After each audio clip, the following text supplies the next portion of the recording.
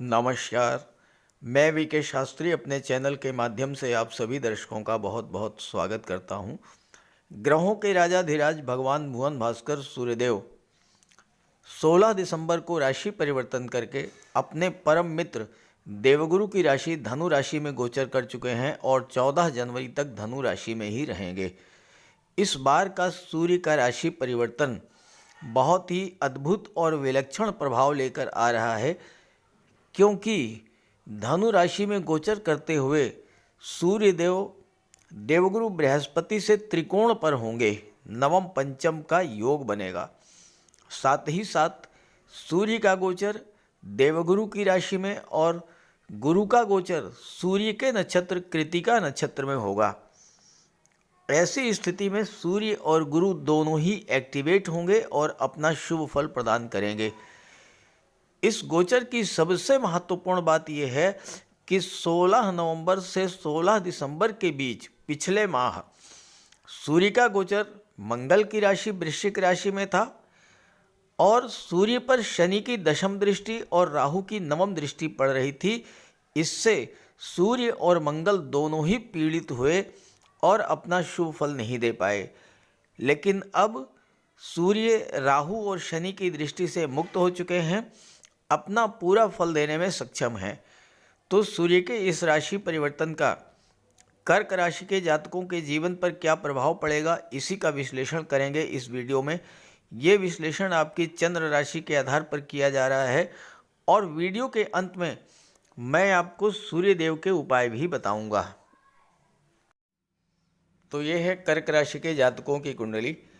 आपके लग्न के स्वामी हैं चंद्रमा और चंद्रमा सूर्य देव के परम मित्र हैं। इसके अलावा कर्क राशि देवगुरु की उच्च की राशि है।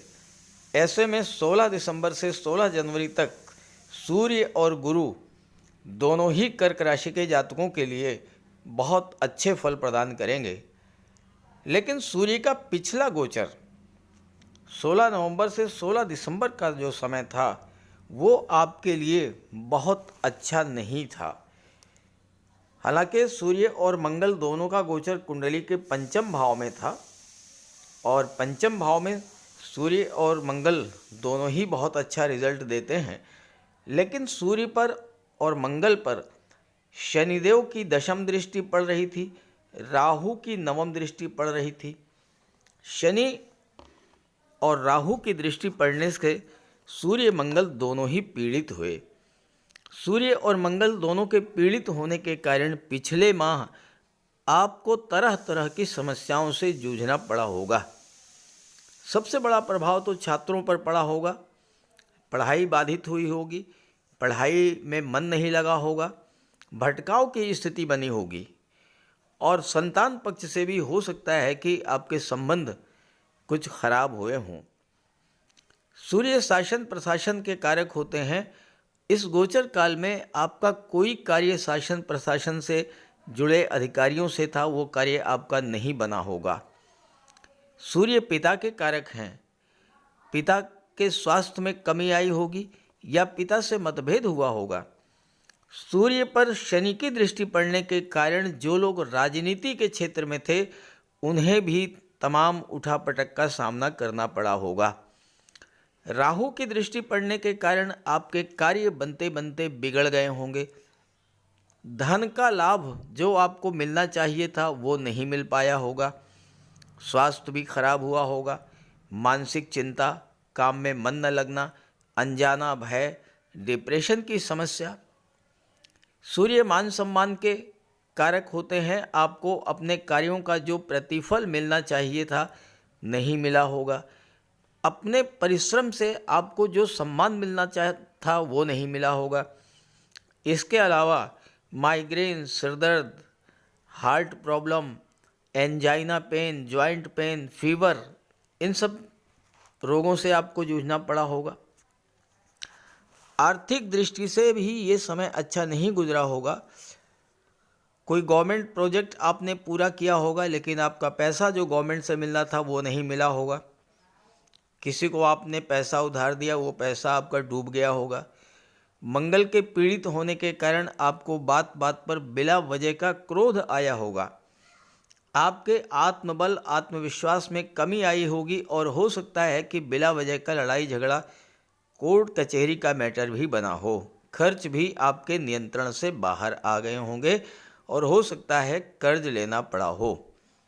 हालांकि सबके साथ ऐसा नहीं हुआ होगा, लेकिन जिनके भी जीवन में सूर्य या मंगल की महादशा या अंतर्दशा गतिमान रही होगी, या जिनकी कुंडली में सूर्य और मंगल कमज़ोर स्थिति में रहे होंगे, उनके साथ ऐसा कुछ ज़रूर हुआ होगा।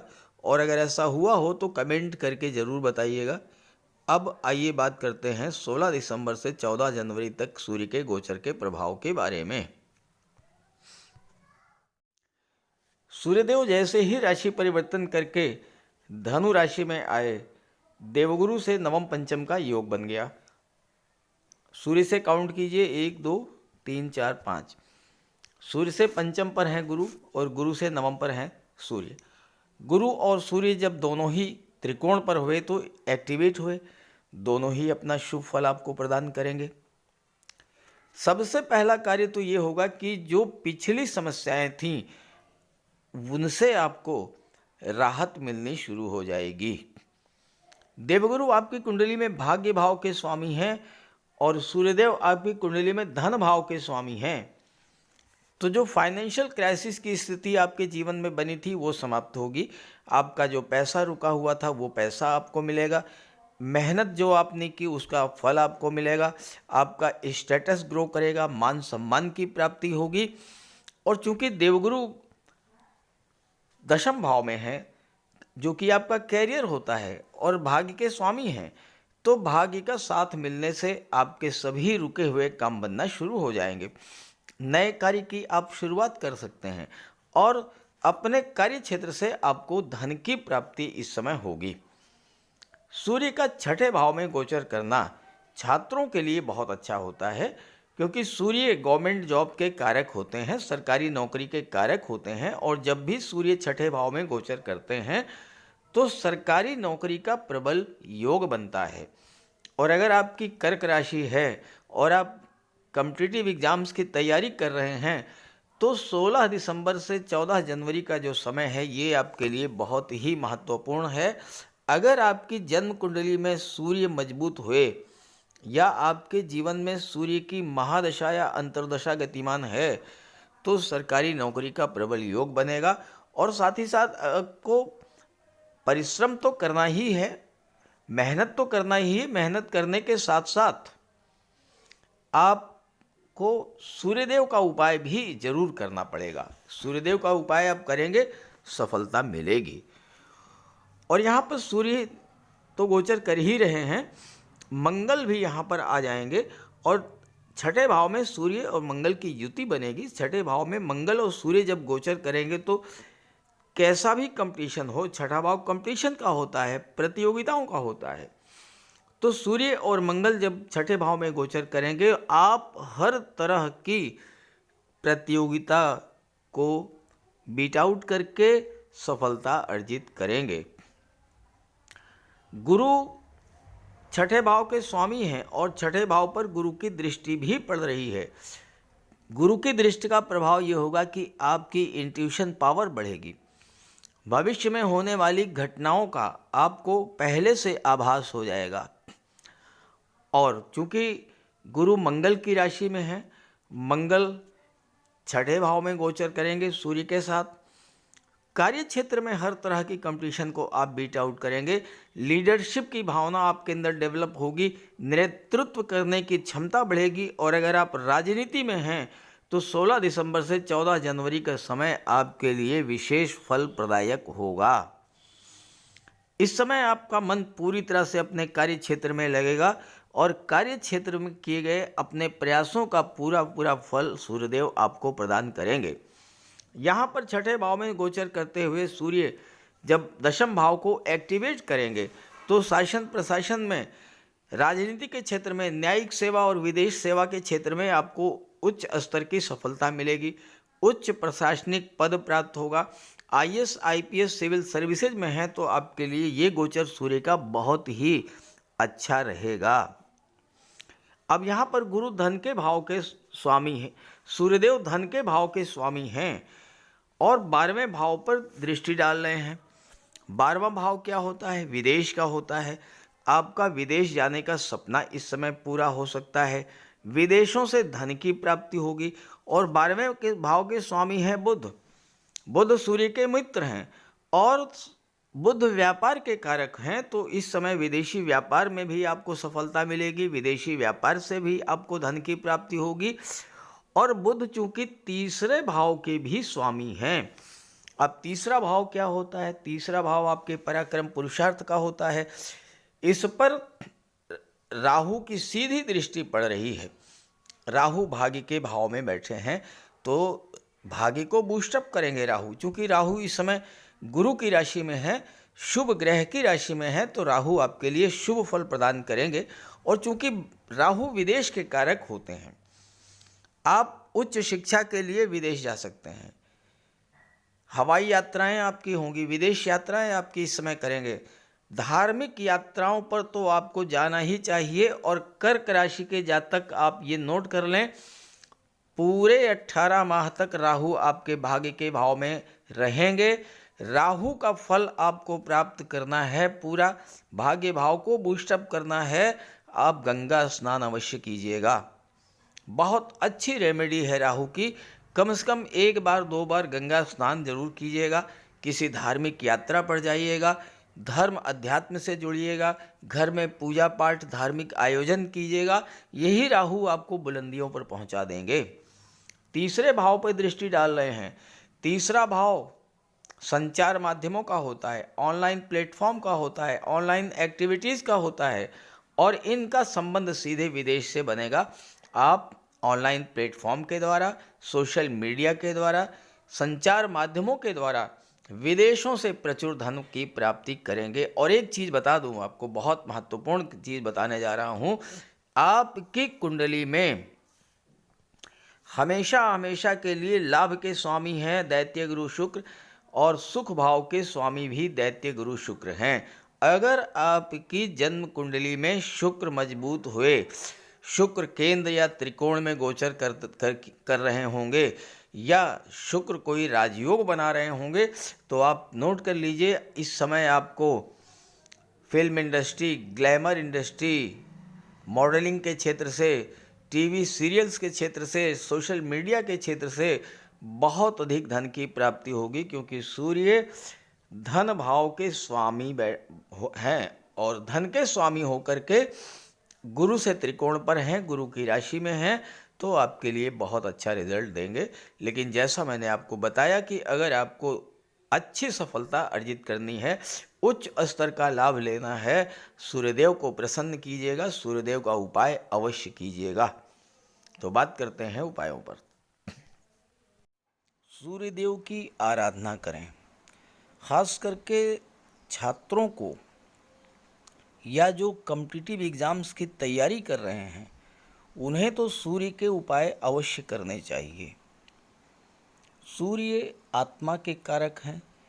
इस पृथ्वी पर सूर्य के कारण ही जीवन है और सूर्य की ही ऊर्जा, प्रकाश और ऊष्मा से हम कार्य करने में सक्षम होते हैं। सूर्यदेव की आराधना करेंगे, आत्मा को बल मिलेगा, आत्मविश्वास में वृद्धि होगी, कार्य करने की ऊर्जा प्राप्त होगी, जीवन में रोशनी आएगी, भाग्य चमक जाएगा और फिर आप सफलता की सीढ़ियां चढ़ते चले जाएंगे। तो प्रातःकाल स्नान करते समय जल में लाल पुष्प या केसर डाल करके स्नान कीजिए। इसके बाद सूर्योदय से 1 घंटे के भीतर सूर्य देव को अर्घ्य दीजिए। तांबे के लोटे में जल, अक्षत, लाल पुष्प, रोली, लाल चंदन ये डाल करके सूर्य देव को अर्घ्य दीजिए। ध्यान रखें कि सूर्य देव को अर्घ्य 3 बार में देना है। 1 लोटे जल को आपको 3 बार में अर्घ्य देना है। और साथ ही साथ इस बात का ध्यान रखना है कि जो जल है वो आपके पैरों पर ना गिरे। इसके बाद गायत्री मंत्र का जाप करें, आदित्य हृदय स्तोत्र का पाठ करें।